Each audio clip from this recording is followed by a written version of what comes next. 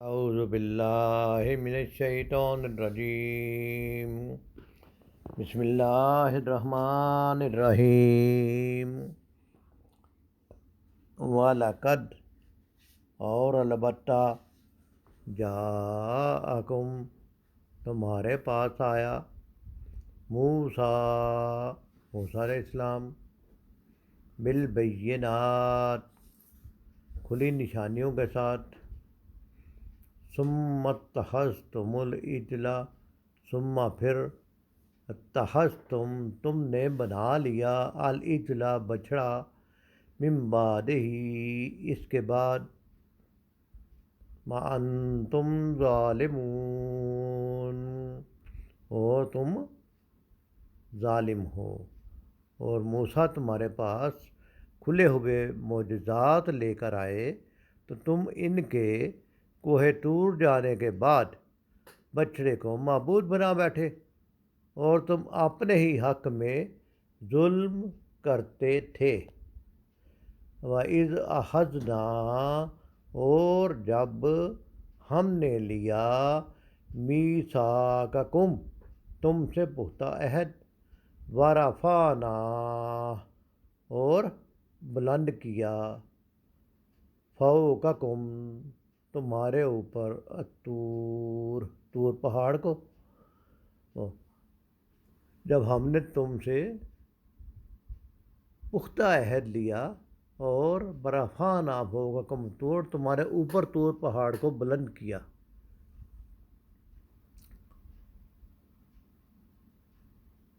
خذوا پکڑو ما آتیناکم جو ہم نے تم کو دیا ہے، بقوت مضبوطی سے، یعنی ان احکام کو مضبوطی سے پکڑے رکھو جو اللہ نے ان کو دیے ہیں۔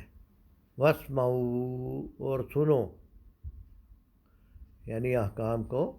سنو اور پیروی کرو اور مضبوطی سے پکڑو، مضبوطی سے ان پر عمل درآمد کرو۔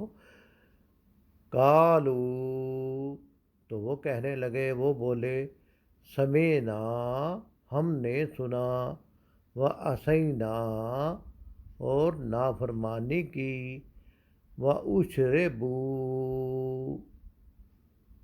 اور رچا دیا گیا فی قلوبہم ان کے دلوں میں العجل بچھڑا، بکفرہم ان کے کفر کے سبب، یعنی جب انہوں نے نافرمانی کی تو ان کے کفر کے سبب ان کے دلوں میں بچھڑا ہی بٹھا دیا گیا۔ کل کہہ دیجئے، بے سما کیا ہی برا ہے، یا امورکم تمہیں حکم دیتا ہے، ایمانکم تمہارا ایمان، ان کنتم مومنین اگر تم مومن ہو۔ اور جب ہم نے تم لوگوں سے عہد واثق لیا اور کوہ طور کو تم پر اٹھا کھڑا کیا اور حکم دیا کہ جو کتاب ہم نے تم کو دی ہے اس کو زور سے پکڑو اور جو تمہیں حکم ہوتا ہے اس کو سنو، تو وہ جو تمہارے بڑے تھے کہنے لگے کہ ہم نے سن تو لیا لیکن مانتے نہیں۔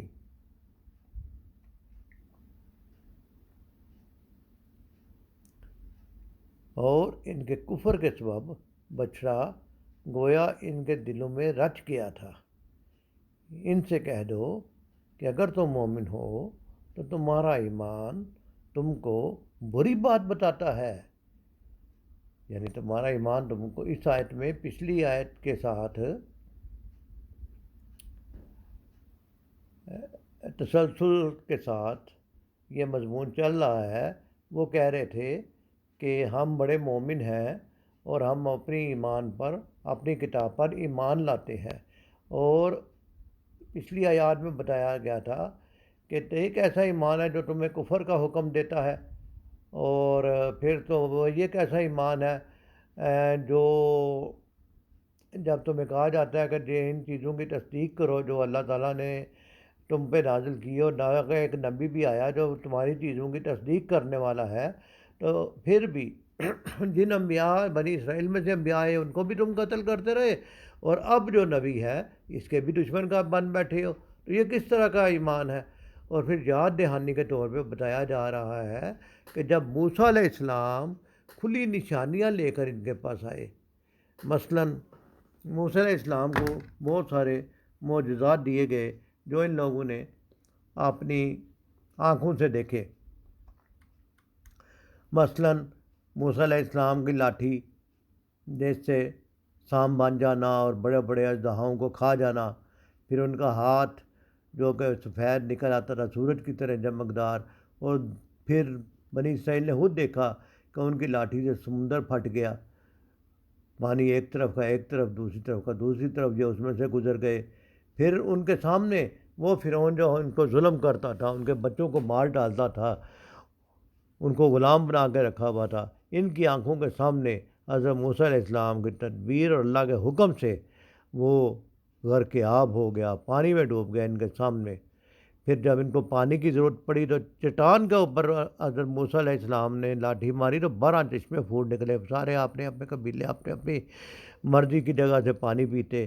پھر جنگل میں جب ان کو کھانے کی ضرورت پڑی تو آسمان سے ان کے لیے کھانا آتا رہا۔ اتنے بڑے بڑے واضح معجزات دیکھنے کے بعد بھی یہ ایسی بد نصیب قوم ہے کہ اللہ کی الوہیت پر، اللہ کی وحدانیت پر ایمان نہ لائے، اور ایمان ان کے دلوں میں نہ اترا۔ اور موسیٰ علیہ السلام جب کو طور پر گئے، ذرا سا موقع ملا تو پھر سے بچڑے کی پوجا شروع کر دی۔ اور اس سے بڑھ کر اور کیا ظلم ہو سکتا ہے کہ توحید کی نعمت کو چھوڑ کر دوبارہ کفر و شرک میں مبتلا ہو گئے۔ اللہ تعالیٰ کہتے ہیں کہ یہ عجیب ایمان ہے جو تمہیں ایسی بری حرکات کا حکم دیتا ہے، اور یہ ان کے دلوں میں جو کھوٹ تھا، اب دیکھیں کہ کوہ طور پہاڑ کو بھی ان کے سروں پر بلند کر کے ان کے سے اللہ نے پختہ عہد لیا۔ اس وقت تو ڈر کے مارے انہوں نے عہد کر لیا، لیکن جب خطرہ سر سے ٹل گیا تو کہنے لگے ہم انکار کرتے ہیں۔ اللہ انہوں نے اسینا سمینا سنا و اسینا اور انکار کیا،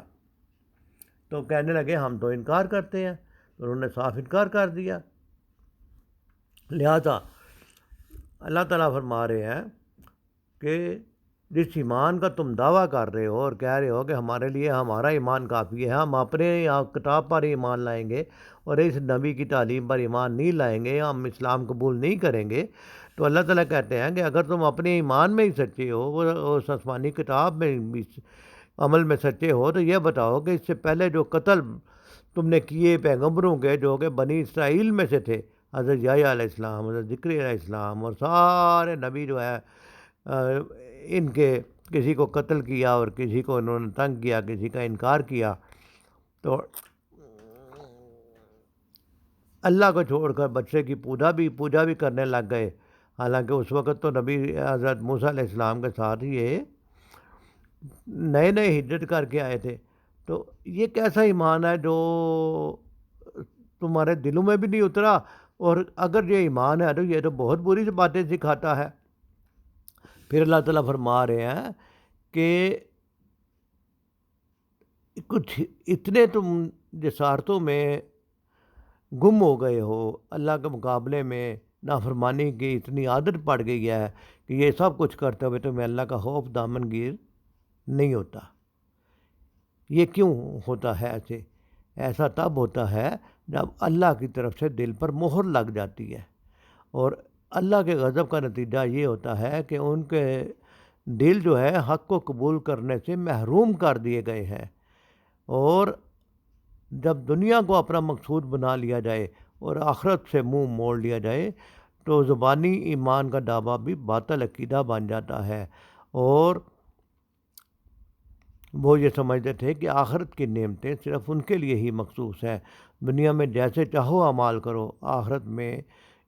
ان سے کوئی بات پرس نہیں ہوگی۔ یہ ایک غلط عقیدہ ہے جو کہ آج بھی بہت سارے لوگوں میں پھیلتا جاتا ہے۔ یہ عقیدہ غلط ہے، خام خیالی ہے اور گمراہی پر مبنی ہے۔ اللہ کا قانون یہ ہے کہ اچھے عملوں کا اچھا نتیجہ اور برے عملوں کا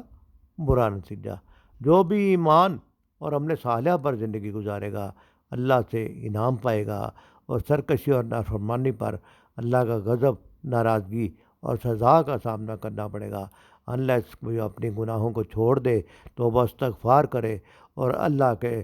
دامن الفت میں آ جائے، تو اللہ تعالیٰ توبہ کو کرنے والے سے پیار کرتے ہیں، اور پھر وہ اس کے بعد اچھے عملوں میں زندگی گزارے تو اس کو اچھا نتیجہ اور جنتوں کے باغ ملیں گے، جبکہ توبہ استغفار کے بغیر سرکشی پر اڑے رہنا اللہ کے غضب اور ناراضگی کا باعث بنتا ہے۔ لہذا آج کی آیت میں ہم نے یہی سبق پڑھا ہے کہ جس طرح بنی اسرائیل نے روشن نشانیوں دیکھنے کے بعد بھی بچے کو معبود بنایا، اپنی بری عادتوں کی وجہ سے کبھی اللہ کے علاوہ دوسری چیزوں کو معبود بنانے کی عادت کئی قوموں میں پائی جاتی ہے، جس سے وہ بہانے سے کبھی مزاروں پہ، کبھی کچھ اور چیزوں سے کی پوجا کرتے ہیں، کبھی دل میں کسی اور چیز کی بڑائی بٹھا لیتے ہیں اللہ کی بڑائی کو چھوڑ کر۔ تو اللہ تعالیٰ نے تاکید کی ہے کہ اللہ کے احکام کو اللہ کے احکام کی پابندی کرو اور جڑے رہو اور کان لگا کر سنو۔ تو جس طرح یہودیوں نے کہا تھا کہ ہم نے سن لیا مگر مانیں گے نہیں، اس طرح مسلمانوں کو ایسا نہیں کرنا چاہیے، بلکہ ان کی باطل پرستی سے اور ان آیات سے سبق حاصل کرنا چاہیے کہ دلوں میں ایمان بیٹھ جائے، اور ایسا ایمان جو اللہ کو راضی کرنے والا ایمان ہو، نہ کہ یہودیوں کے ایمان جو کہ بری حرکات کا انہیں حکم دیتا ہے۔ لہٰذا آج بھی مسلمانوں کے اللہ کو راضی کرنے کے لیے اپنے دین کا دامن تھامنا ہوگا، اپنے صلحاء کی اسلاف کے اچھے نمونوں کی پیروی کرنی پڑے گی، اور اللہ تعالیٰ کی راضی کرنے والے اللہ کا کام کرنے پڑیں گے، اور برے کاموں سے بچنا پڑے گا۔ اللہ تعالیٰ ہمیں عمل کی توفیق عطا فرمائے۔ وما علینا الا البلاغ۔